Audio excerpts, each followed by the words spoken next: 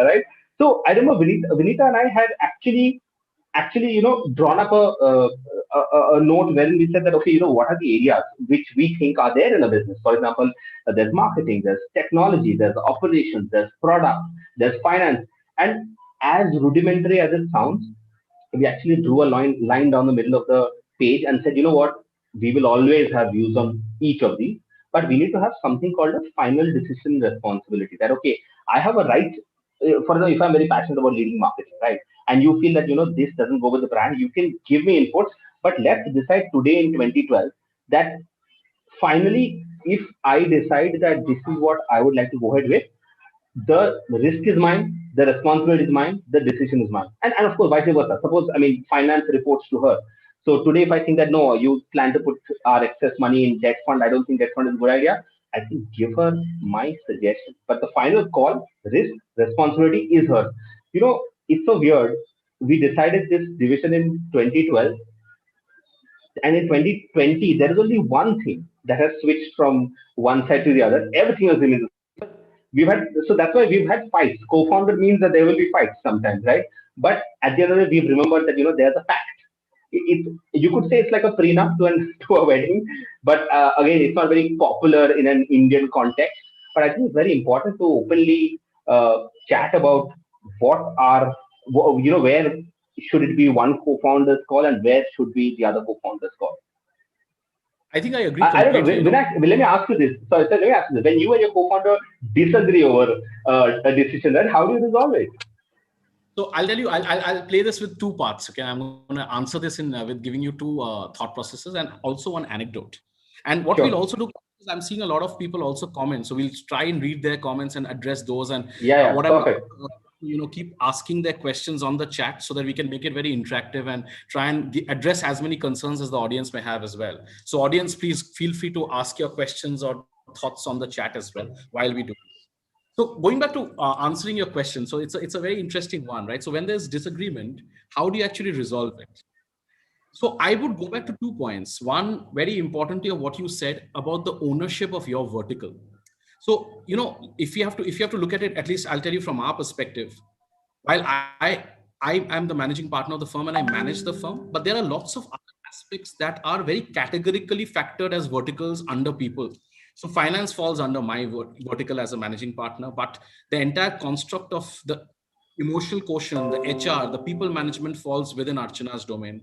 So likewise, there are certain third-party construct-oriented vendor management which falls under Amit's domain. So the first and the foremost thing which I believe in an ecosystem of having co-partners also to have a lot of mutual respect for each other. You will have Sure.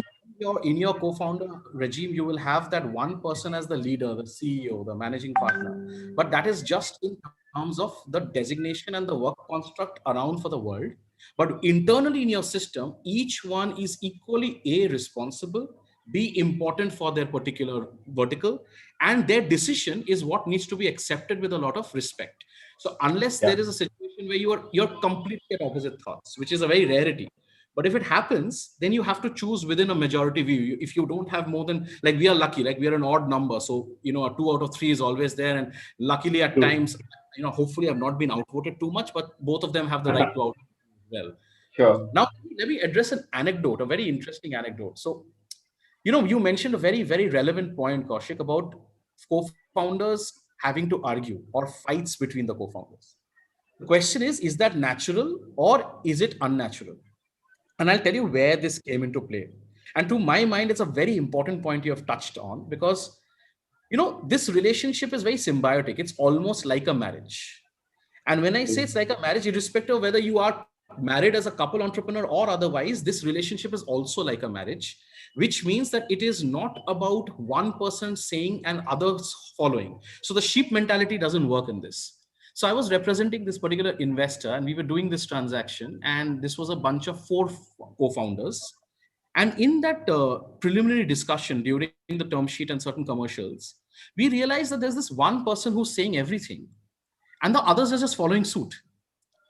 And you Okay. could sense that even if they did not agree, they would not speak up. So Got it. when we had an internal chat and with the client, the investor asked me, did you sense something improbable? And I said, the first thing as a warning for me is that you have a dictatorial aspect in this relationship of the founders, where there's one founder saying everything and the others are not challenging or discussing, they're actually following, which means you will not get the clarity, not get the openness in terms of transparency that comes into play when you have external participants also on the cap table. So whether you raise investments or otherwise, I think as co-founders, as partners in the business, and I like to use the word partners much more than co-founders, because you're Yep. actually true partners. To my mind, you have to have a transparency model amongst the three of or four of you, or how many of people are there. We follow a philosophy, Kaushik, in our if it's in your mind, it should be in your mouth.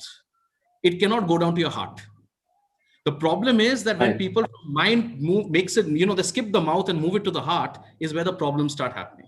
So as co-founders, I think the first and foremost principle is transparency. You definitely should have arguments. It's healthy. It's a marriage. You must have arguments. But also, like you said, I think respecting that boundary and giving that sense of responsibility to each one for their vertical and that ownership is extremely important. That's the way I would look at it. In this to and I would like to maybe just to address this and give another thought and ask you your question. You've done this over a period of time. You've had different co-founders coming into play. How much of this has actually, what I'm saying, actually impacted you on a real-time basis, especially when you started looking at raising capital to now having such luminaries on your cap table? How much of this has actually played importance for investors? Or more importantly, is this entire essence of co-founders important to us as individuals running the business? Or is it more in terms of also looking at outside and what the outside world would want to go across and think about it? What's your view been on this?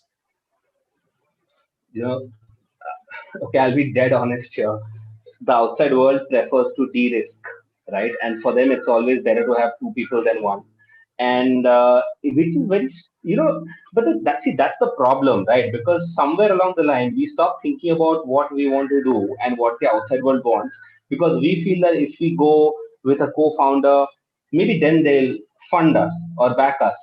I've done that, but I don't think it works in the long run. I think your why, as to why do you need a co-founder, should be very, very crystal clear. Like for example, in our case, we were building. I mean, Sugar was built as a direct-to-consumer brand initially, and that fell sharply at the intersection of internet mobile, which was my passion area, and women as a target audience, which was Vinita's passion area. So it was like we couldn't do without the skill sets and the understanding of each other. And we did have arguments. It's just that in year one, we were a little naive. We realized that there were times when we were having arguments to win an argument, not to arrive at the correct decision. And the good thing is, Vinayak, as you said, if you let whatever's in your mind come out instead of going to your heart, that means you're calling out stuff. I mean, today, of course, if people call you out things on social media on a regular basis, the whole challenging things which don't match with your value system is far more open right now. But 2012, 2013, it wasn't so. But I remember us saying that, you know what, we can have arguments, but for what purpose? To reach at the correct decision, which means we were more prepared for arguments. It's not that we were saying that, hey, I think this is wrong. No, I would have examples of, you know what, I've seen these companies have done this and this will work out for them. So we would actually prepare. And sometimes if you felt very lazy and saying that, oh my God, it's too much hassle to prepare for the argument, that means that I actually don't feel that strongly about the decision. I should let my co-founder take a call on that. So coming back to what you said about what the external world wants, right? So, Vinayak, the thing is this: if I were to go as a single founder and try to raise capital or convince my investors, trust me, nobody would believe me that I know much about the business or about running, because I mean, that's just what it was. But you think that it would make a difference if we went as co-founders to a fund? It actually doesn't, because everybody operates out of their own stereotypes and biases. I mean, I can tell them that, guys, finance reports to my co-founder, Vinita. For some reason, they would ask me finance questions. I don't know. It's a bias. They think that maybe, oh, here's the male, here's the female, this guy is finance. And you know what? It's the duty of a co-founder at that time to call it out, to step in and, completely hype the co-founder out. I mean, it's so funny. They would ask me, Hato, what's your current burn rate? I'd be like, this Vinita will be able to answer better. And once you do that once or twice, people then know how to navigate you as a team, and they know that this is a team that can't be broken, because we have when I'm sure you would have been party to many such negotiations where investors also forget about investors. I mean, why should I single out one party? The outside world also tries to play one party against the other to get advantages in business and all that. And the only way to do that is to have a rock solid co-founder team which communicates, hypes up each other, so the joys are divided, pains are divided. I've found it to work much better that way. I agree. In fact, it outlines a thought of one of our participants, Swati, who said that co-founders also need to complement the skills of each other, because that I think is critical. I completely agree, Swati, with to take your thought forward. Kaushik, again, I'll tell you something even more funny. So one part is not about just investors or third parties trying to play each other against as co-founders and try to get the best out of it, but I've also seen and advised and at times had the fun of being participant to situations where it's not just about the outside world, but the co-founders also being able to play the good cop bad cop factors in terms of dealing with external parties. A lot of times what happens is, and there are situations where, and I'll give a small example. Let's say there is a situation where you want to have a hard conversation with a third party. That third party could be a non-performing employee. That third party could be a very greedy investor asking for very incredible out of the world terms. That party could be a vendor who's not trying to go across or not being able to service situations. And between co-founders, there is one who actually can manage to temperamentally handle that and make that and have that hard conversation, whereas some who would want to rather go across and do something more beneficial and add to the business, but not be able to be as hard or harsh to the third person. So even small skill sets like these, where you want to try and use each other's complementary sets with respect to external parties, play the good cop bad cop as and when necessary, all of this curates itself to a situation where it's as I said, it's the hat that is interchangeable. I believe as co-founders wear hats that keep on interchanging. It depends on the situation, it depends on the circumstance, it depends on who deals with that particular situation better. And that's the way I've always seen it pan out across, not just from our perspective as vertices, but across several of our clients. As I said, we've had the privilege of seeing from one solo founder to 8 founder teams, and there are lots of interesting things that happen. So, Kaushik, let's address the devil or rather the elephant in the house or in the room, right? Um, let's talk about the disadvantages. Let's try Yeah, and we should. address the problems that come in. So everyone talks about, it's very easy to say the benefits. We'll talk about the benefits separately because I think that's easier. Let's have the hard conversation first. There are, and I can tell you from my professional experience, which I will bring in a little later, but there are several negatives that also come out of having co-founders, and several negatives which we've So had chance of being a part of and try to solve. But in your mind, if you had to outline 3 to 4 key problem areas, key issues that come in as disadvantages, problems vis-a-vis having co-founders versus a solo founder building a team, what would those be? And why would those be? straight off the bat, I'm reminded of the Social Network movie. I don't know how many of you've seen it, but if there's this legend about what Mark Zuckerberg's first visiting card said, right? It said, "I'm CEO, comma dash," right? And that was it. So I think for a very long while starting up, something has been fantasized and glorified. The point is, people have started up different ventures from generations, right? It's just that now media plays a huge part in how we consume knowledge, and frankly, it affects our self worth, right? I mean, today, if I know that I am the single founder who's leading an enterprise and I am the sole decision maker. Everybody who wants anything to do with will reach me. That's a different level of, say, you can call it clout, you can call it freedom that I enjoy. The minute there's a co-founder on board, right? Of course, everything is shared, right? Which means that you can say, oh, I have company for the journey and everything. Yes, but you are now no longer a single founder company, which means tomorrow if you try to push something which the team doesn't completely agree with or your board doesn't completely agree with, there are cases where the other founder stepped in to take charge and you've been asked to move to the side. And if you don't have the correct rights on your agreement, you will have no option but to cede control. So I think for those who control matters a lot, there are multiple ways to fix it, of course, but initially you don't know that, right? So there is a fear that if I have a co-founder, uh, like will whatever I build be taken away from me, whether that be tangible things like money, equity amount, or intangibles like credit, respect. They are very real concerns. I don't want to slight them at all just because I have a co-founder. And so I think one of that's one of the top things that come to my mind. Second thing is the decision making, right? For everything, see, life is about managing stakeholders, right? Business is about managing stakeholders. Today, if I'm adding a stakeholder as important as a co-founder, he or she has to be okay with any and every decision I make. So either I reach a point with my co-founder wherein we blindly operate and take decisions wherein we know each other so well that we know what is within the guardrails and I will not be questionable. It's tough to reach that construct. I mean, today we may have reached that after 6, 7, 8 years of working together. I thought it was tough initially. So for those who are saying that, hey, I want to build this, I'm looking for a co-founder, and you think that, can I trust this person? Can I not? It's odd if you find someone who you can blindly trust after meeting for one time. So if you think that I don't know whether I can trust the person as a co-founder, it's completely natural. But don't give up the idea of having a co-founder just because you're not sure whether you can completely trust the person. So there are constructs which we will discuss. Vinayak can weigh in here as well, that how you can, if you're starting something but you think you need a co-founder, how you can weave in the person to your overall company construct. And I don't know if you've noticed, there was this news article very recently about Zomato promoting somebody who had initially joined them as a as a recruit to a co-founder status because that person had been there for so long and had been so indispensable to the business. So see, there are ways and means to it, but I think the negatives don't outweigh the positives. As far as my experience goes, Vinayak, I'll be happy to hear your take on this. So I'll address this in a broader perspective, and maybe certain elements of technicalities and harsh realities also.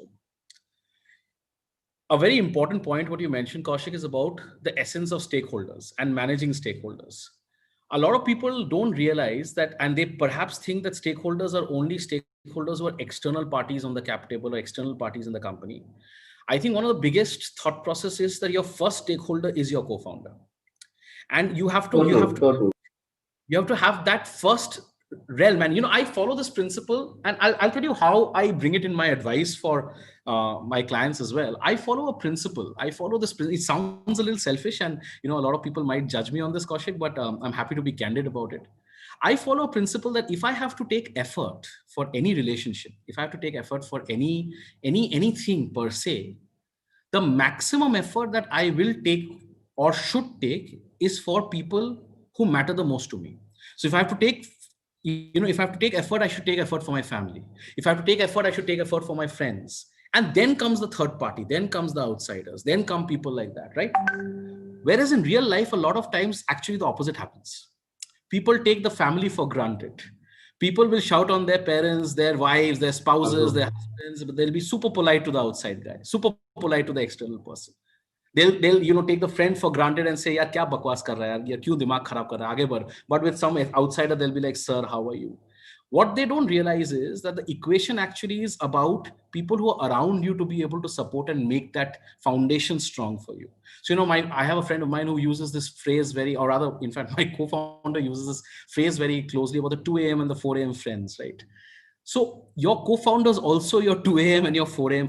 That's the first thing. So if I have to make exceptions, if I have to stretch, if I have to bend over backwards, I will bend over backwards first for my co-founder. If you have that philosophy, to my mind, the first essence is about problems becoming much more, lower in threshold. But now coming back to the reality, are there problems? Do problems happen? Do they impact the company? Of course they do. Let me give you a few instances, Kaushik. There was a time, so this friend of mine started a business, came with his co-founder, and they discussed with me and said, what, we want to outline this and tell us how to go about it. The problem with respect to two founders, this is again very important, very specific to the construct of odd versus even, right?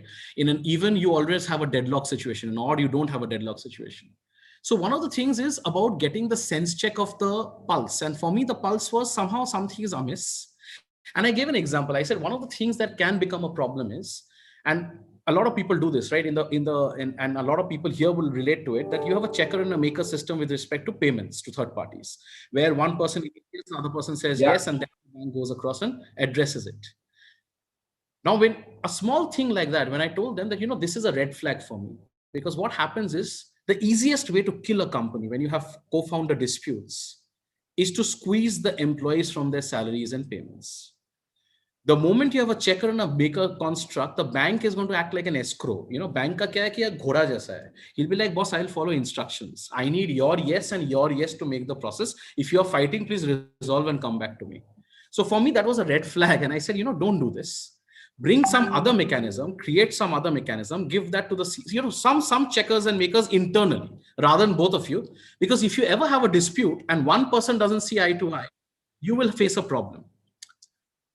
Around a year later, the founder who had originally come to me came back now with a dispute case and said, what, for the last 6 months, my guys have not been paid because this guy is not processing the salary. So Wow. That's an incident, a small incident, Kaushik, but the negatives are, if I have to outline, the most important negative is when you have disalignment of vision. When you are two different people taking two different paths and taking the company to two different visions, you're bound to create a problem.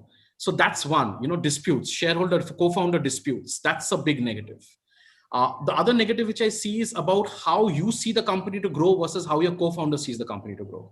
Let's take an example. Since you said you're a D2C brand, both of you thought through and went through this. Now imagine if one said it's a D2C, the other said, no, let's try and go to a B2B2C. And you have a completely different construct around it. You don't know how to build the brand. One says, this is how I want to build the brand. One says, no, let's focus on some other product. So alignment of vision is very important. To my mind, even on role plays, a lot of people tend to be less magnanimous about the larger macro picture and what the company should be and how you build the company, as against saying, yeah, mujhe CEO ka tag chahiye, mujhe CEO nahi chahiye, CEO is shorter than CEO. Those are nomenclatures, Kaushik, but in reality what happens is those also create problems. So to my mind, if I have to broad base it, I think personality issues create a problem.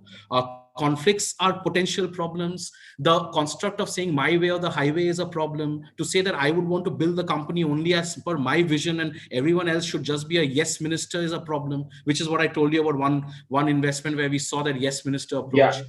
So I think these all put together are the big ticket problems which I see that can happen and that result in impacting the company and external stakeholders. But if you compare this with the positives, I think the positives are endless. So if there are ways of finding success of trying to, and again, I'm not just saying from a lawyer's perspective, but if one part is the contract, and contract can write so much, it can never capture intent, Kaushik. You and I have done enough deals together to know that no matter what you write in a contract, intent can never get captured. True. It's about the litmus test of the intent. If that can be factored, to my mind, a lot of these issues can go. But again, I won't take away, and I won't take away credit. I have a lot of good friends of mine who are doing some fantastic work.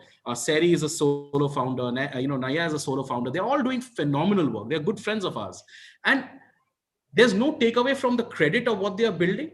But somehow I personally believe also that when you have that added co-founder comfort bag, I call it the comfort bag around you, which can be your punching bag, it can be your agony aunt, it can be your, the energy drink, it can be anything. It depends on the situation. I think it outweighs the negatives far, far more. Vinay, let me ask you a direct question, right? Do co-founders have to be equal co-founders? Or do you think it's fine if one has more equity than the other, more salary than the other? Is that fine? What do you see? Very interesting question. This becomes directly attributable in terms of the role plays that the co-founders spend and in terms of the business they are building. Okay. It also has, it's connected, Kaushik. It's connected to 2-3 things. It's connected to the role play. It's connected to the contribution to the growth of the company. It's connected to the number of co-founders. A lot of times when you have just 2 co-founders, it's very difficult to try and create distinctions as to who's better than the other.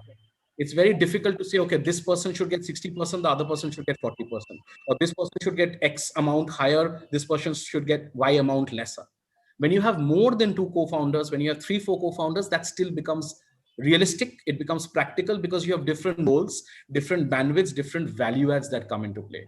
Uh, in the health of the company, if you have to ask me from a macro advice, to in a long-term construct of building the company, when you're, and it again depends, and it depends again on another third parameter, is the vintage of the co-founders. A lot of times what happens is, you don't just start the company together as a co-founder, but over a period of time, somebody may Yeah, bring exactly. you so much of value that he or she grows up to become a co-founder in the next 3, 4, 5 years. So that's a different construct again. There again, while the tag is a co-founder, the stakes may not be the same. The remuneration may not be the same. So it's very bespoke. It's very relative to the situation. But in the long term health of the company, if you ask me, when you're starting together, idealistically, it should be a equal pari passu shareholding construct, because you have to always remember it's a promoter group. You guys have to consider yourself as a group. When you're a group with different external participants as investors on your cap table, while they are all adding value with the check and the intangible, the promoter group together, when they are pari passu, the chances of any distinction, any discernment, any kind of dissent becomes that much more limited, less. So it's always better to start that way in the long-term construct of the company. Got it, got Malu it, has got a it. question.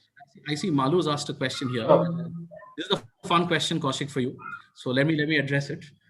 Can the definition of success and failure be aligned amongst the founders? If not, does that become an issue over a period of time? May start off with a great relationship. How do you ensure that you sustain it over a period of time?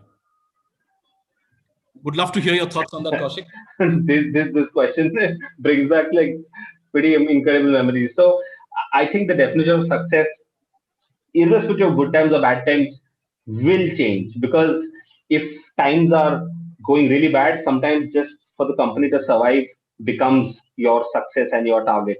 And if things are going great, maybe you want to set an even more audacious target. I'll tell you something from my personal example. When we started in 2012, we didn't start Sugar in 2012. Sugar was launched in 2015. But when we started working together, we started Fab, which is a beauty subscription business. There was a time in the middle, 2015ish, when the goalpost changed. It had to change because our earlier business was not making enough money, and there was nobody willing to fund us and touch us with a 10-foot barge pole. So sometimes in life you face a very reality check, right? Acha, are you willing to change your view, your goal, or just throw in the towel? And I'm not saying one is better than the other, because sometimes it may make sense to take a break. My first startup was between 2008 to 10, and at that time I realized in 2010 that I can't push this any longer, because a lot of things, personal issues, and ridiculous bank balance. So I said, and to get back to a job. But I'm grateful that I got a second shot at it. So there is no right or wrong on this. It's what depends individually to everyone. But I remember in 2015, the success had completely changed. The definition of success was, okay, you know what? The beauty subscription business did not scale. What did we learn from it? That there is a white space opportunity for creating a color cosmetics brand in India. At least it seemed like it. Do we take a shot? After a while, we said yes. So that we were aligned on. Do both of us need to take a shot? Or should it be something which one of us should do and the other one, maybe, I don't know, goes back to a job, builds something else? These were real discussions we had. I mean, today it seems like, wow, we actually had those discussions, but we did. And that's why it is perfectly normal. I think the definition of success can be aligned at a certain point in time, to answer your question. That definition, it is completely normal if that changes with every year or every 2, 3 years. And that's when a conversation within all stakeholders has to happen. And I'll go back to what you said. Stakeholders mean it starts with your co-founder, then your cap table and your board members, then your customers and your employees, everybody else. In fact, I'll address this with one more aspect for Malu. We have a philosophy, Kaushik, in our firm, and the philosophy is firm first, above everyone else.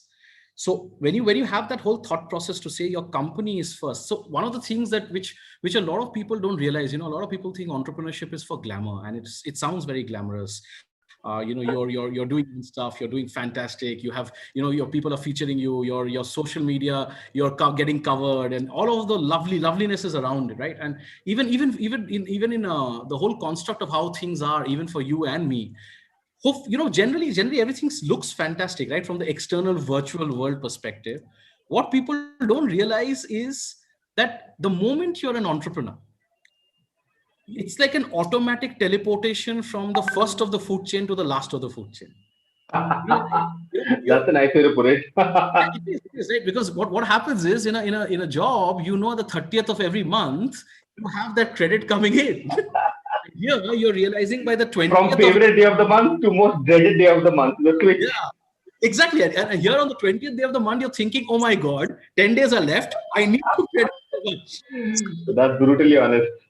So the whole thought, and what people don't realize is that as an entrepreneur, you're a hamster in your own treadmill. And the worst part is you can't even control the speed because your innate nature as an entrepreneur wants you to increase the speed threshold. So you're running in your own, you're the hamster in your own treadmill. Now, the funny part on this, and therefore, when you look at success and failure, I think they are shifting sands. They are very relative terms. They keep changing. They keep Yeah. changing. The situation keeps changing. The situation keeps changing.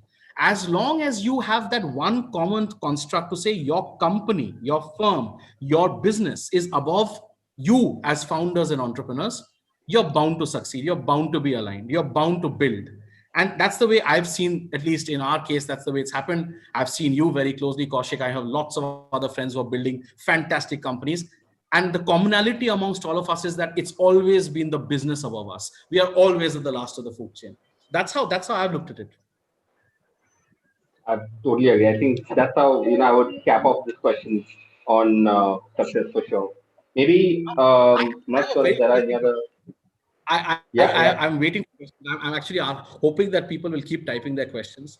Swati tells us that the good cop bad cop bit has really hit her nail very hard because she and her co-founder keep doing that for external vendors and other Vinay, challenges. I have a gripe here. Wait. No. I think good cop, bad cop is romanticized too much. I'll tell you why. We tried playing good cop, bad cop. Then I realized nobody wanted to talk to the bad cop. Everybody wanted to talk to only the good cop.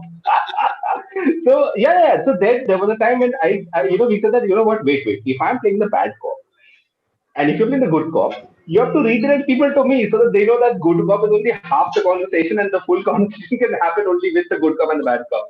I think the mistake that you're making here, the good cop bad cop is also a shifting situation. So it's not a constant that you are always the bad cop and Vinita is always the good cop or vice versa.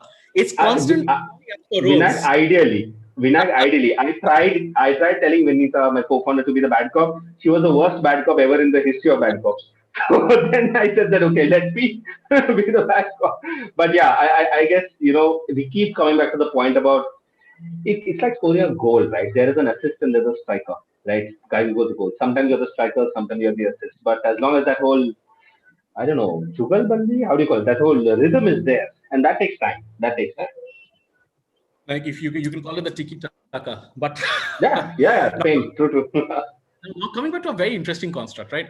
And I think you and I have a certain element of it, and yet for us, it's one part of the large of being co-founders.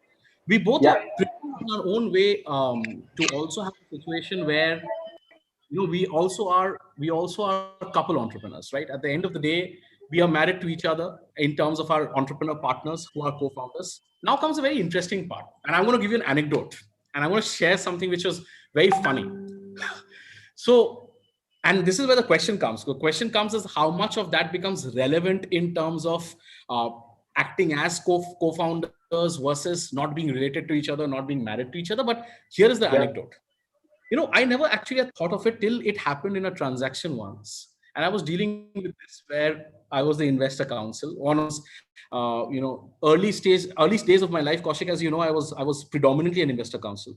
And then when I turned into an entrepreneur, I became predominantly an entrepreneur counsel, which I enjoy far more. And I believe in the creativity of that being far more. But one of those days when I was an investor counsel and we were talking to this couple entrepreneur. And in the middle of the room, the investor suddenly asks everyone, so guys, what happens if you guys have a divorce?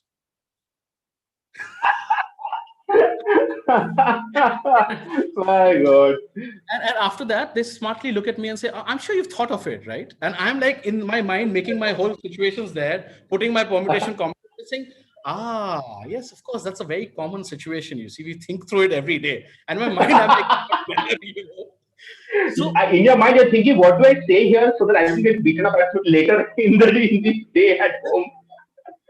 so there came a situation in that transaction, Kaushik, you believe you me, where I had to actually create a structure which created certain amount of sanctity for the entire investment in the event that they went through a divorce, where the Okay. shares had to be protected, the company had to be protected, it had to move to a particular trust structure, it had to move to operations being brought in by the investor. So there are a lot of complications that came in, and of course those are nuances that keep coming.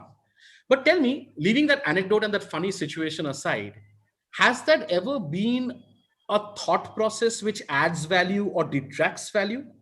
Or has that been in your situation a natural course? Like I'll give you my example and Archana's example, right? Why we are married, we are co-founders, but we've never ever had that construct of did marriage add any value to being the co-founder?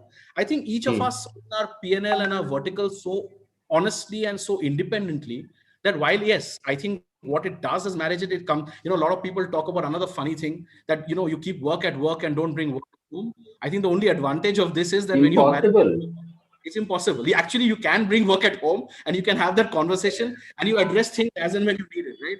So when you're talking, and I have a 2-year-old, you have a 2 and a 4-year-old. So when you're handling your kids, you're talking about your kids, but when you're going back to work, you can talk about your work. So has that ever played a role, Kaushik, in external discussions with capital raising, with investors? For our audience, would you want to outline that as a thought process? Has that added any value, detracted any value?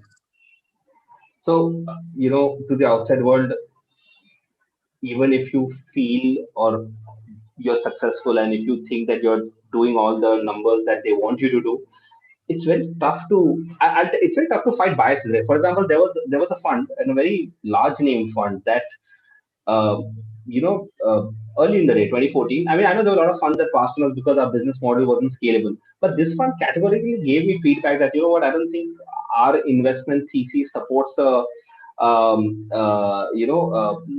how do I put it, a married couple entrepreneur structure, because his exact words were, "वो lifestyle business बन जाता है." I didn't even know what lifestyle business meant that time. तो मैंने Google किया, okay, lifestyle business क्या है, why is it bad, why go, अरे वो shit, किसी ने stigma लगा दिया lifestyle business का. And then lifestyle business means sometime when basically after business reaches a certain scale wherein you're making some money to get your life going, you stop scaling or putting fight to grow the company. I was like, how presumptuous is that? Like I mean, there's somebody passing a judgment. Then I'm like, yeah, then to, if today without working with me, if you're judging me, then to बाद में you will continue to judge me. Maybe you're not the best partner. But I realized later that we are all humans, right? And today if I suppose one co-founders with my partner, right? I would, if I met you, for example, I said, I would be very intrigued. I mean, how is this guy making work? मैं तो घर पे झगड़ा करता रहता हूँ, right? I mean, this is exactly what one guy made me understand, that you don't understand this, that when an investor looks at you and says that, this is a married couple to build a business together, he's trying to relate it to say that how is this even possible? Because all the conversation I seem to be having would be maybe about when to take the next vacation, kids versus, school for kids and all that. So I get that, but today maybe I'm a bit more mature and I get that. At that time it was infuriating, right? So, tying it back to a question which I see in the chat, which says that how do you deal with the burnout of seeing each other? It's real. How do you, and where do you draw the line of bringing work and associated frustrations to your home? Some Wait, Rohit is kind enough to add a probable in the bucket. There is no probable, there are associated frustrations. We are going to be candid about it, like we promised. Where do you draw the line? So I'll tell you this, is I haven't been able to draw that, right? Because beyond the point, I said that, okay, work life balance ki jagah, can I can I aim for work life synergy? Because I realized one thing: there are pros and cons in both. See, if I was not married to my co-founder, what would have? I'll tell you what exactly would have happened. And because I've seen this happen to my parents, right? For 30 years when my dad worked, when he would come back from office and enter home, I mean, that was the time when, I mean, he'd be obviously tired, like all of us are, and but that was the time when, there'd be time to connect.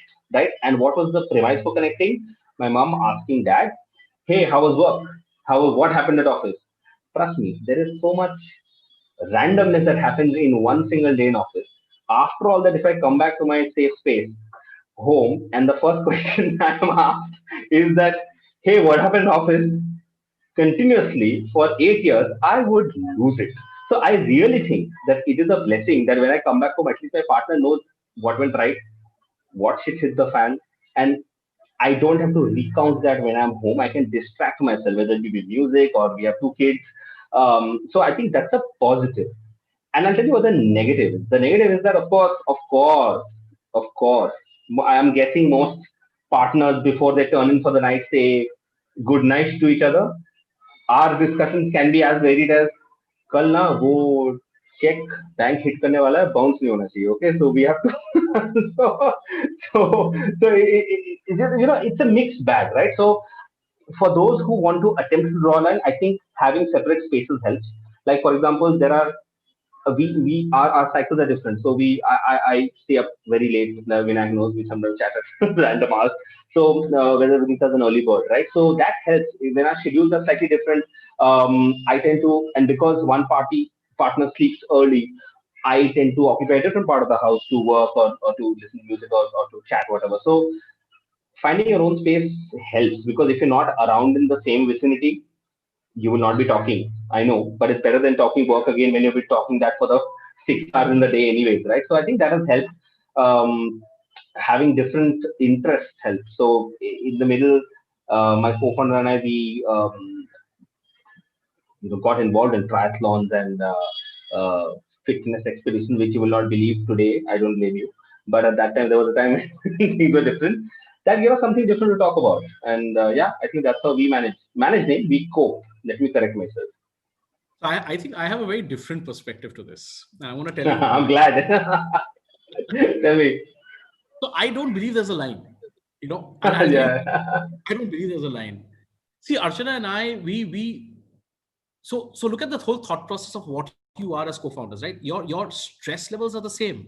End of the day, your thought process यही है कि यार धंधा चलाना है, धंधे को बड़ा करना है, यार ensure करना है कि आगे बढ़े, next level, next acquisition, next customer acquisition or client acquisition, यार ये खत्म हुआ, next transaction हुआ, cash flow आया कि नहीं, अरे यार कल पगार देना है, पैसे है कि नहीं, current account में है कि नहीं, यार पैसा transfer हुआ कि नहीं. So it's the same fight, right? As fight. See, the point what people miss out on is that the entire emphasis, and this is where I think I have a slightly different construct in terms of I don't believe about burnout because when both parties are so passionate about doing the same thing, your co-founders and married only because both you and your partner decided to do that venture. Both you and your partner are equally passionate about that venture. Otherwise, you wouldn't be co-founders, right? You would be doing different things.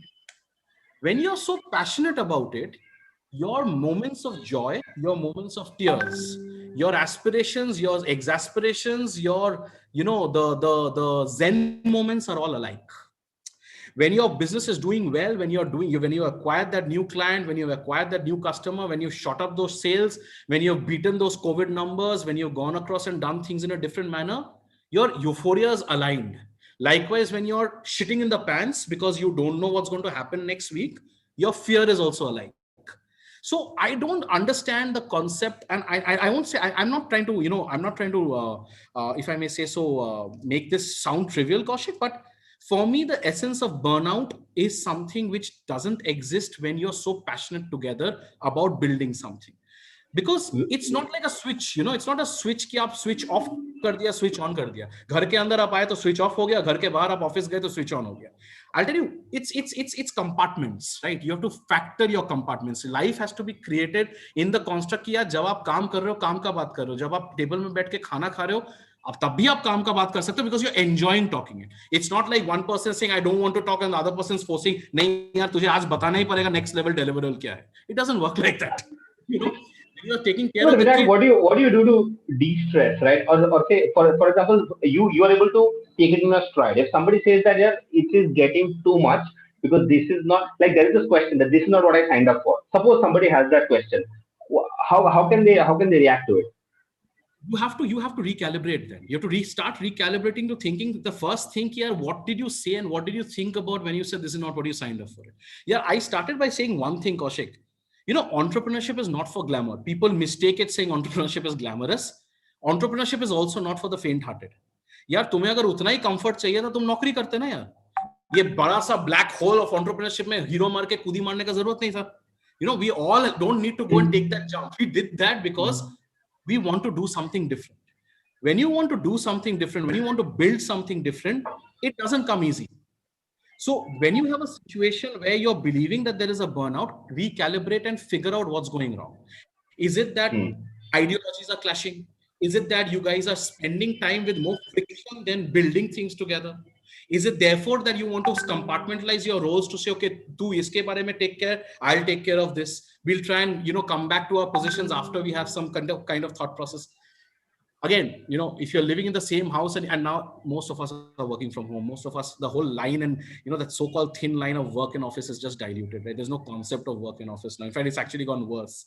But like you said, if you have different timings, like Archana and I, we both are late nocturnal creatures, right? So we don't even have a night timing construct as such. So it's not like I can escape her or she can escape me.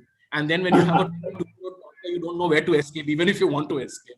But you have to start figuring out what works for you. For everyone, there's something which will work as a de-stress. Whether you want to take that me time out, watch some OTT situation, read some book, listen to, maybe at times I go down and, for me, one of my biggest de-stressors is listening to ghazals. So I'll have a Farida up on the background and have some good whiskey and say, okay, this is my switching off for that particular moment. But it all is about how you work together.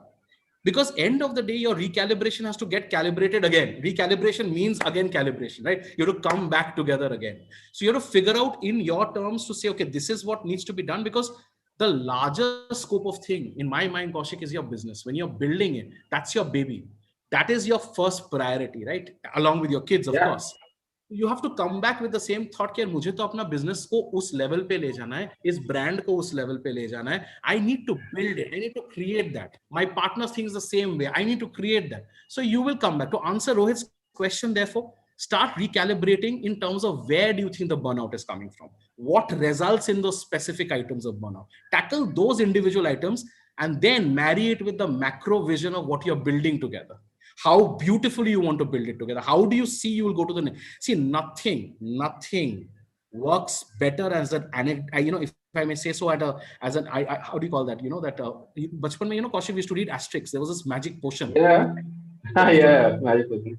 So nothing works as a better magic potion than elixir. Your next day success. Elixir, correct. Your next day success. So you have to figure your next day success. It's an everyday battle. It's an everyday war. Yeah, लोगों को समझ में नहीं आता कि it's not like आपने 1 year 5 year plan कर लिया. Every day is a war. Yeah, you have to go and win that every day. So get step by step, get your everyday successes in place, and you'll work out. I see there's one more question.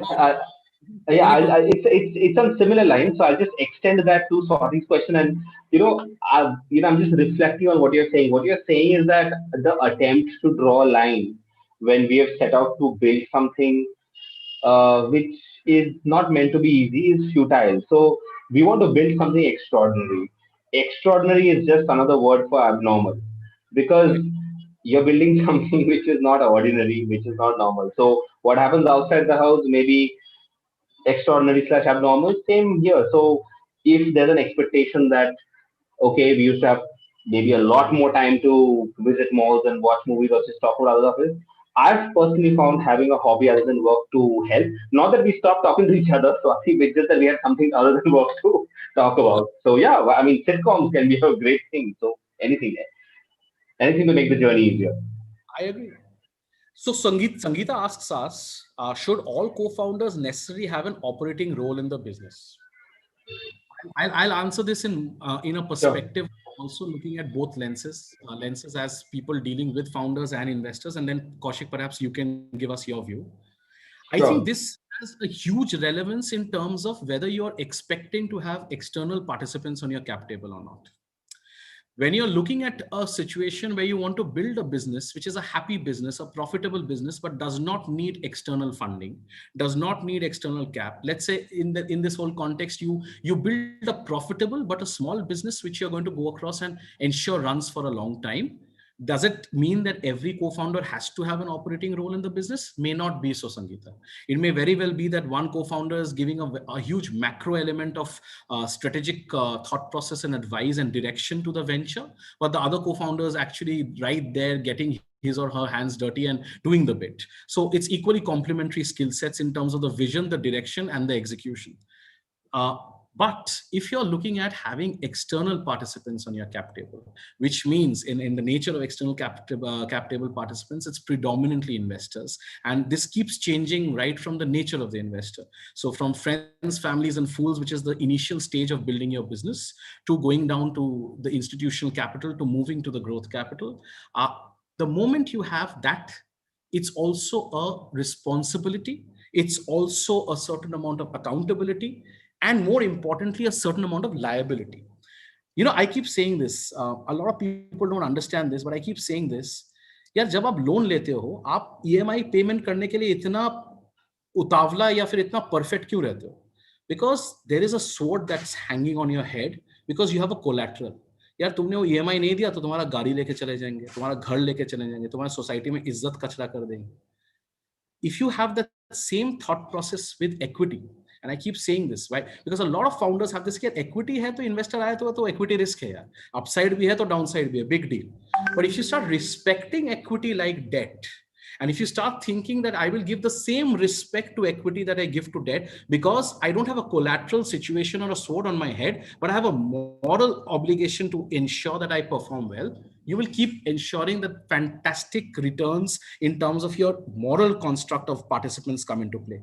So in that whole thought process, when you're looking at external participants, Sangeeta, if you are a co-founder who does not have an operating role, it is going to be a difficult pill for institutional investors to digest.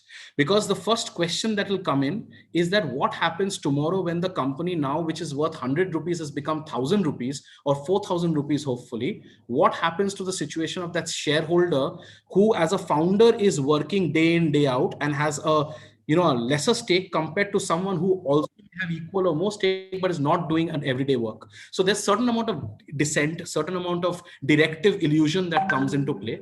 So if you're looking at external capital and external participants, co-founders need to have operative roles, otherwise they can't be co-founders. That's my view, but of course love to hear Kaushik on this.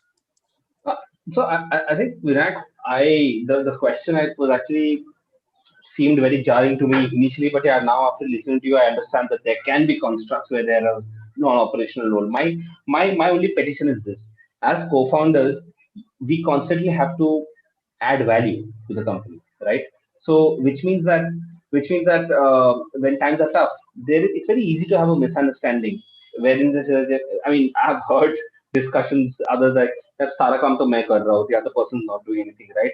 And when you have somebody in a non-operating role, unless there is a unquestionable trust and value, this person always signed up to be a mentor, continues to be a mentor, then there is no disconnect. But if there's a person who say gave in some money at the initial stage and 24 months later the money is gone, company is in real soup, and maybe there is some opportunity, but the co-founder wants the rightful equity. It's very easy to have misunderstanding, saying that that person added helped me get started, then he should just exit. Why is the person still continuing to ask for more value when the company is struggling? So I found it far more easier if every co-founder is an operating co-founder, because tasks are divided, responsibilities are divided. So that's why there is the whole chance of a misunderstanding, wherein that, okay, I am I am the one who's pulling the company. I'll give an example. There are co-founders where one co-founder is still like working somewhere, so that all eggs are not in one basket, and there is some money coming in as fixed salary to the company, so that the family goes on, while one partner is, say, trying to make the business run. So I think as long as the roles are defined, it can work. But I mean, if you ask me, I would always prefer an operating partner. Both of us going to office and running on our own treadmills and coming back. My only take on this, Kaushik, is to go across and have an ability of, and see, a co-founder as a tag is a tag not for the sake of it. It's a tag which bears a humongous amount of responsibility. And when it's responsibility, it's also accountability to a third party or liability to a third party. So to my mind, I don't think co-founder as a terminology should be taken easily, that I can be a co-founder, but I don't have an operating role. As I said, if you have external participants, it will become very difficult to justify. Yeah, yeah. No. I mean, there's nothing to disagree with that completely. There's another question that's coming with Yeah, it's a very really, really interesting one. Maybe you want to address it first, and then I'll give some, funny constructs around it. But again, how do investors perceive couple founders? Kaushik, sugar is a great success, and also understand funding is not the, not the end, but means to doing great stuff. But do investors tread a cautious path when they are looking for a couple founded, or when they're looking at a couple founded company? Very interesting. Let's go over and hear this, and then I'll tell you what my thought on this is. if there's one thing I've learned is that success is a sinusoidal curve. There's one moment people are toasting you, the second moment you're like, oh my god, I cannot be a more silly company than this. After a while, they're like, Arey, wow, they're back to the bank. So, I think, success is, I think success is growth. That's tangible. If you think that you're growing from 10 to 20 to 40, and I think that's what should define it, not the amount of money you've raised, not the amount of PR that you're able to generate. So yeah, investors operate very differently. So investors, for them, they do, as I mentioned a bit earlier, tread a cautious path when looking at a couple of funds because they've not had many examples. I mean, look at the largest, biggest companies both abroad and in India. Even in India, you look at, I mean, well, you look at Paytm, you look at, I mean, Ola, of course, there's a co-founder, but there are a lot of really big companies that have, I mean, of course, couple founded very few companies that are very big. My belief and my hope and my dream is that in 5 years, as there are more examples, this will be normalized, and then we will not have these questions again. So Vinayak wants to add something. Please, then go ahead. So I'll tell you my thought on this very simple. Yeah, I believe in the analogy that, people say जो दिखता है वो बिकता है. In the investors world, numbers है तो बिकता है. Numbers have got nothing to do with whether you're married to each other, whether you're born from the same womb, or whether you hate each other. It doesn't matter. So I think other than that unique situation where I've dealt with a couple of very, very, and very innovative investors, if I may say so, Rohit, where I was asked to consider different protective measures if tomorrow the couple decided to not see each other eye to eye and decided not to remain as couple, and then look at protective measures in terms of shareholder value and investment protection. Majority of the times, it's irrespective of whether you're married to each other or not. Each Vinayak, co-founder, each. I have, for the first time, I have a very diametrically opposite experience to you in this entire chat. It took us so many years to break through the barrier. I'm very happy to know that you have seen other places where there's not been any prejudice I'm telling or you, bias. I've seen people who are very clear to say ki, and maybe again, investor to investor, Kaushik, but I've seen Yeah, people to, sure, sure. as long as you can justify the numbers and you can justify each other's role, and you are showing that respect to each other's portfolio that you're managing, because you all manage, every co-founder manages their own vertical, right? So to True, them, true. that construct of whether you're married to each other, you know if it's a mature investor knows that you're also human beings. You will have your off days, you will have your on days. It's the same thought. Tomorrow you may have an off day with respect to your own spouse and come back and do something stupid or ridiculous in the business where you are a co-founder with someone else. Whereas here, at this worst case, you know that you have to go back with the same person, so it might just add value to say chalo yaar jo bhi hai सुलह करके वापस चलते. End of the day खाना, either, if in my case, either I won't get food or she won't get food, depending on who's cooking the food that night for dinner. But I think depending on the whole situation, I think it's a little if overrated, if I may use the word. As Sure. long as solid business, as long as you're doing well, as long as you know that you're in the right path to build successfully, whether you're married or not, to my mind, is a factor, but not an extremely relevant factor for an investor to decide in cutting the check. No, I guess I carry some scars from the 2012, 2013 age. The industry has also matured. So, right, otherwise we wouldn't have been able to raise funds, which we eventually did. So, yeah, I mean, not much disagreement there. Vivek has a very, interesting question. He said that if you're looking for a co-founder, would you suggest waiting for the right partner or start the business and parallelly look for a co-founder? I have my views, but Vinay, you want to take that or? See, Vivek, business is primary. if you have the business, if you see another very interesting part, right? When you look at, and I've seen this on several occasions, what is the construct of being a founder? When you look at it, and I don't want to go into a primary founder or secondary founder constructs in a co-founder, but a business is a business which either is an idea which germinates from 2 to 3 people and they start the business together, and that's where you have a co-founder, or it germinates with respect to an individual who starts off and starts building the team. In this case, if you're an individual and if you have thought through about the business, if that is solid, if you start the work, you will realize over a point of time that there are people who will come on this journey, who will join you at different levels of the journey, who may qualify to be a co-founder and you may add on.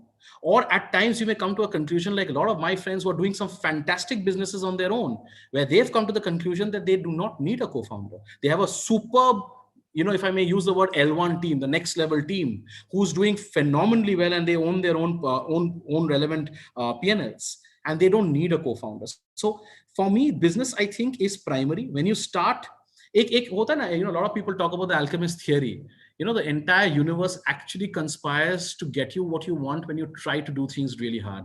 I've seen that actually work out. And I don't want to propagate a book or an author, but I think genuinely there is this construct which completely redundates Murphy's Law to a great extent, where you actually see things falling in place. Your ducks somehow get in a row automatically. So go out there, build your business. If your business is solid, if your idea is solid, if your vision is solid, you will have people join in. They will either be your colleagues, they will be your teammates, or you'll soon have maybe a fantastic co-founder as well. But nothing trumps a solid business. That's my view, Kaushik. Over to you. Yeah. I mean, I would just narrow it down and say, if you had to choose one and ditch the other, what would you choose? Co-founder or business? Business, right? Because we like sir co-founder like without a business kya karoge? So that's the priority, right? You start off because I mean time is important and any journey has its share of mistakes and we're gonna make a lot of mistakes in the startup, right? So the sooner you start on your journey, make those mistakes, co-founder will join on the way. And if you don't mistake, there's no fun, right? With every mistake that you commit, you build further, you learn. See, it's life is that about that, right? When you make the next, the next decision, that's a result of something that you've learned. So, don't shy away. Mistakes are, I think you should be thankful in life if you can get the opportunity to make mistakes, because if you don't, you won't know what a mistake is. So you don't know whether you're doing the right or the wrong. So that's the way I would look at it. But Sounds good. I think we're already 21 minutes overshot. I know. I just look at the clock. So, so I'm going to maybe wrap this up with just 2 lines, and then Kaushik, maybe for you to give out 2 lines, and if there's somebody else who wants to just say something. But there is no, in my view, if I have to go through it, there's no right or wrong view about a solo founder or a co-founder. There's no correct or incorrect approach. It fits. It's like a bespoke situation, right? When I say bespoke, it's about your need. It's about what the situation needs. If you think you don't need a co-founder, but you can build the business and you are building it, trust me, go ahead. It doesn't matter. If you think you need the co-founder, or if you've been fortunate enough to go across and get co-founders to start off with, nothing like it. Remember one thing, either way, whether you have a co-founder, whether you have a solid ecosystem, entrepreneurship is a journey which will be a journey filled with mixed emotions. You will be ecstatic one moment, you will be down in the dumps in another. You will feel like you've won and conquered Mount Everest in one moment. You will feel worse than the goldfish in a bowl at the second moment. So to my mind, it's crazy. It's a crazy journey, but there's nothing I would change, at least my journey for. I think it's fabulous to go ahead and do this. I am blessed. I have some fantastic co-founders, and I think they add tremendous value to my life, not just to the venture. I wouldn't have it any other way. But as I said, there's no right or wrong. I have equally good friends who are solo founders and doing phenomenal. So that's my view on this. that's a fabulous summary, Vinayak. I think I have deep regard for those who choose to walk the path alone.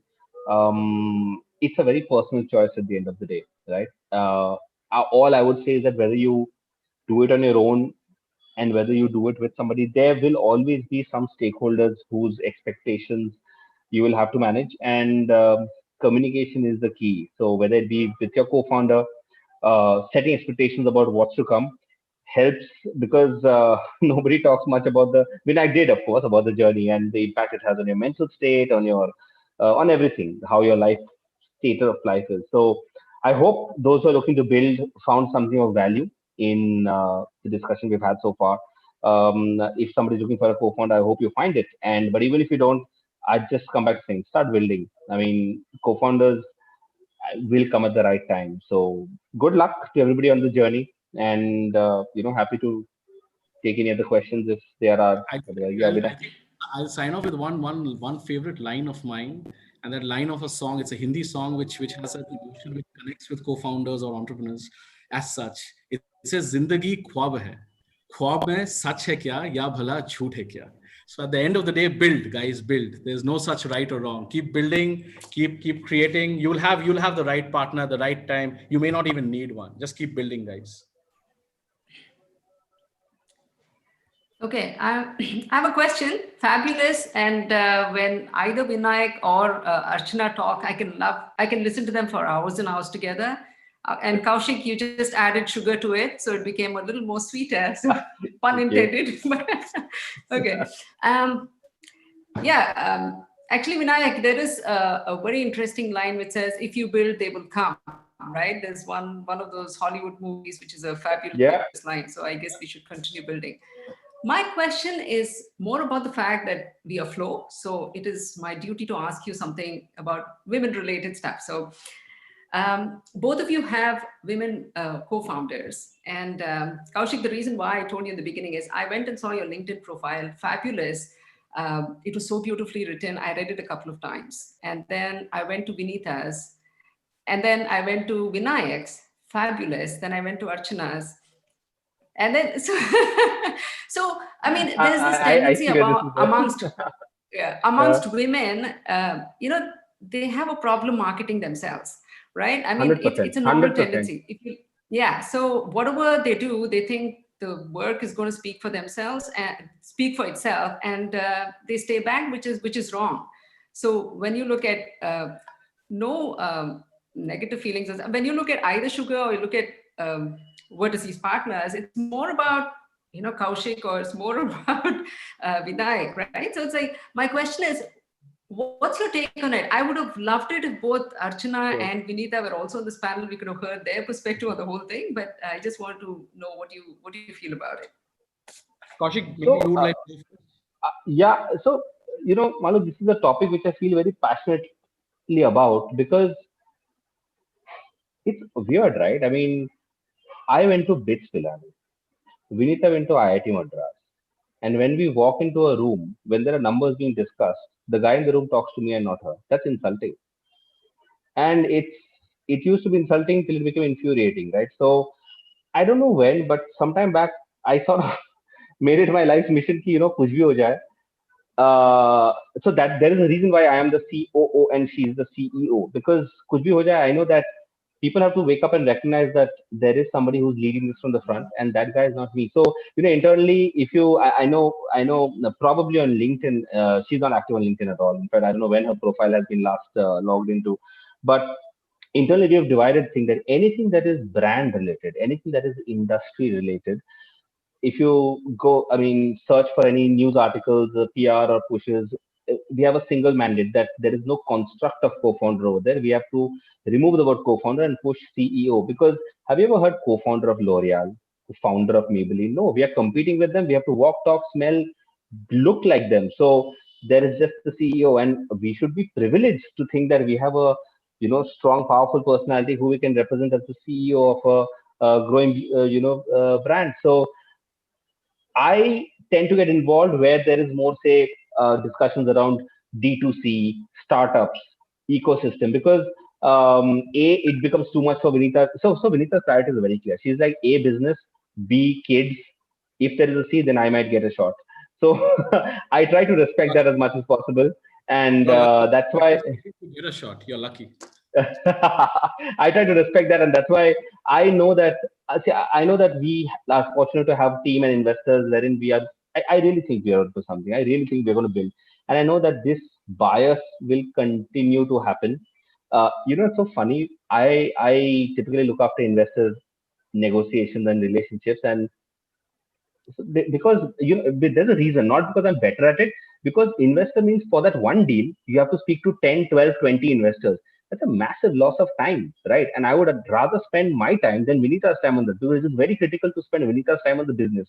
So it is so funny that after the shortlisting happens and everything, and finally those three funds are very excited in sugar, I tell them, you know what, in the next call, I'll ask my CEO to, Vinita to join, because finance reports to her and she's the CEO. There is this silence after that. Part of it is like, what were you doing wasting time with you? But part of it is also like, acha, really? And the next meeting, I don't talk. I'm a mute spectator on Zoom or anything, and she's talking. They're like, then they realize that, okay, this is actually a equal powerful team. Otherwise, the biases are just too strong. It's very infuriating. Mal. I'm so happy you asked this question. This larger question you asked about like women marketing themselves. So I mean, that's also a bit of a stereotype which I subscribe to guiltily. But there are many women who really market themselves well. But I think there is a, I don't know, maybe upbringing or mindset which stops us from going out and tom-tomming what we have achieved. Unfortunately, the world's moved to a point wherein we have to post. Like, there is no Anne Frank's diary anymore wherein we write secretly dear diary. It has to be public out in the open. That's what we are doing, right? So Vinita's not comfortable, but that's fine. I've made it my life's mission to pick that up and share her story and hopefully our story. I have a slightly different take on this, Maloo. And I think it's a very sensitive topic, what you have outlined. I think, it's a very, if I may say so, bitter truth, where women, for some reason, always believe that somewhere, in some construct or the other, they are being judged constantly. Whether they're being judged internally, whether it's parents when they were growing up, their in-laws, their husband, their children, the external world. As a result, what happens is somehow, somewhere, that shamelessness, and I think we men folk are very shameless. We are useless in that context. एकदम बेशरम जो इंसान होते हैं ना, वो बेशरमी का जो हद है in terms of trying to write and sell and market.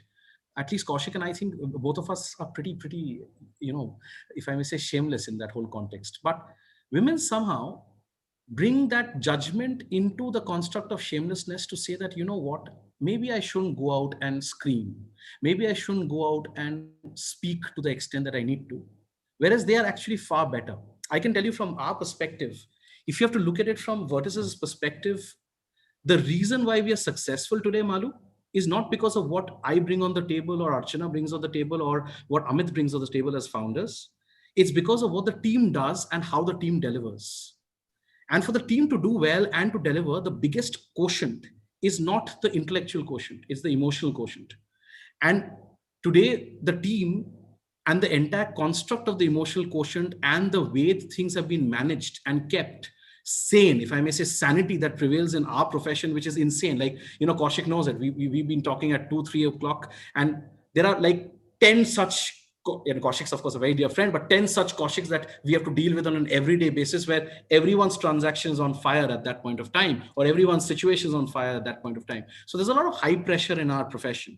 And in spite of that, to be able to keep the calmness, the happiness, the emotional quotient, keep everyone comforted enough to say that you're protected in this time of pandemic, I think she does it brilliantly. And that's where I think the whole construct comes in to say that people who are so valuable to the system, why do they even need to go across and shout out? Why does it have to be a construct to say that, oh, whether she's posting in LinkedIn should be a situation of judging whether Vertice is about her or whether Vertice is more about me? It should be about the whole thought process for the society to start looking at saying that, what is her identity and what has she brought to the table? She is an equal co-founder in this particular organization. Today, Vertices would not have been there if she was not there. It would not have been there. That's a fact. I would not have been able to build anything without her. And I'm hoping she would not have been able to build anything like we have without me. So that's the nuance, right? You have to start looking with that lens to say that it's not anymore about, this tag construct of women entrepreneur. I at times find that word women entrepreneur per se a word which is unfair. It is an entrepreneur. You don't need to create a gender bias by bringing in the construct of a women entrepreneur. She is an equal entrepreneur like I am. I am an equal entrepreneur like her. In fact, she's far more capable than I am in various things. So that's where the world needs to start looking at it. And the more you start removing gender as a diversity and bring gender as a this need of shouting, this need of being shameless, all of those nuances and prejudices will go away. You will be known for what you're doing. And irrespective of who's writing, stating, selling, pitching, it doesn't matter. The organization's heart is about the founders together. That's what the world needs to know. Today, sugar is sugar because it's Vinita and Kaushik. It wouldn't have been sugar if either of them were not there. It's Vertices because it's Archana, me, and Amit. It would not have been Vertices if three of us were not there. So that's the way you have to look at it. Okay, the society is not looking at it like that. We have miles to go. I agree with you. That is what it should be. But today it's not. If you look at the numbers, there's no way this is shown. So you guys were politically correct. I'm going to leave you at that. But I would love to take this up sometime offline with both of you anyway. But thank you so much. I'm going to ask Lubena to wrap it up. Lubena, I want a pair of crazy socks. You'll get more than that. You're going to get a bit of a comment from me on what Maloo asked. I think it's a deep-rooted. It's very, very deep-rooted, guys. I think, and we've always been told to be softer, talk more politely, be kinder, more compassionate. And I think it's going to take a while for the women to learn how to speak and come out. I mean, I know with me and my co-founder, we're two women, and whenever I get a call from anybody, they'll say, "Acha, koi technical aadmi se baat karayenge?" Oh God. So I said, you don't go get more technical than me. नहीं, वो machine के बारे में बात करनी थी. I said, मेरे से बात करें ना आप. So Maloo, it's quite deep rooted. It's gonna take a while. It's gonna need more Archanas and more people like you and me to come out there and speak. But I really enjoyed the session. I think we've all enjoyed it. Vinayak, Kaushik, thank you so much. And like you said, it's like a jugalbandi, almost having a co-founder is like, I'm sure you must be finishing each other's sentences at times. I mean, reading each other's minds. And I was just thinking, it's almost like when you're a single owner of a company, it's like being a single parent. But when you have a co-founder, you're able to celebrate all your joys, the whole journey together, and also have somebody to hold your hand. And like you said, Vinayak, Wind Beneath My Wings, it resonates. It completely resonates. I mean, I've written down so many things that you guys have said. I mean, in the importance of the intangibles, it's great, and thank you so much for this lovely evening. I know we've overshot our time, but I want to thank Archana, Kaushik, Vinayak, and Gauri at the back end for all the coordination. Our partners, IIT and Million Wines. Thank you very much. Thank you. Thank you. Thank you. Thank you guys. Thank you very much. Lubena. Take care. Bye. Thank you. Bye guys. See you. Bye.